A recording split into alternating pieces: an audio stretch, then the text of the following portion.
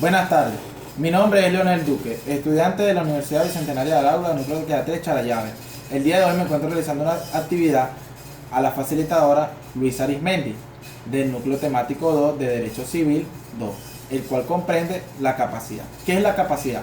La capacidad es la actitud que tiene la persona en sus derechos y deberes, a sus obligaciones en sentido jurídico, con cual comprende tiene su clasificación de la capacidad, que es el que distingue el jurídico legal o de goce por una parte y por otra capacidad de ejercicio en su disfrute de obrar.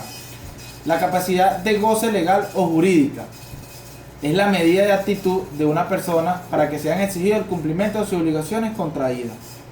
La capacidad de obrar en ejercicio de hecho se entiende por capacidad de obrar o la medida o del grado de actitud de las personas para ejercer por sí actos de la vida civil. Por tanto, presupone la voluntad que se da respecto a la relación, pudiendo darse de un modo pleno y total, y también puede faltar o darse en cierta medida, en cierto grado o por sí sola.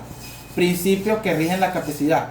O sea, tenemos el punto 1. Es posible que una persona en sentido jurídico, o sea, una persona jurídico, lato sensu, que quiere decir en el sentido amplio, carezca totalmente de capacidad jurídica o legal o de goce.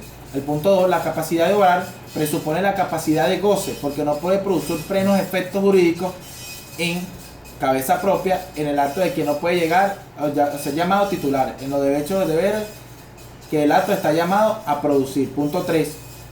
En cambio, la capacidad de goce no presupone la capacidad de obrar, pues si bien un titular tiene derecho de deberes que no puede cancelarlo en un acto de voluntad.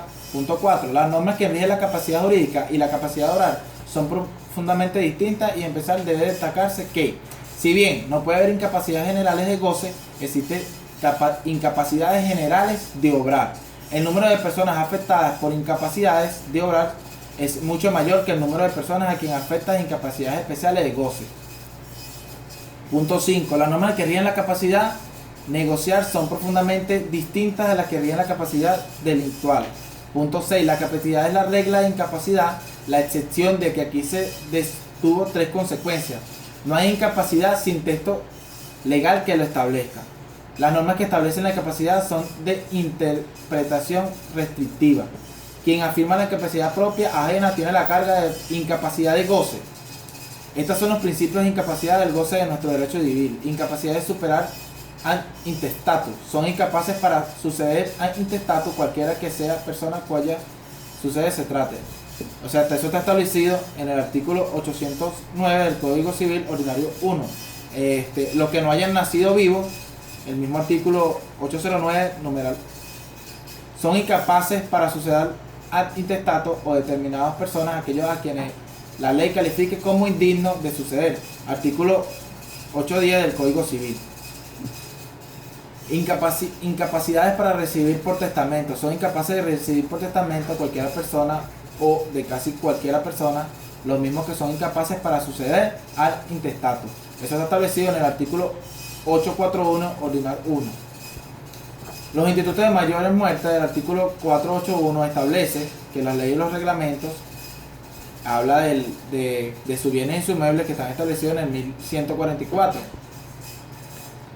Incapacidades para tener derecho a los alimentos.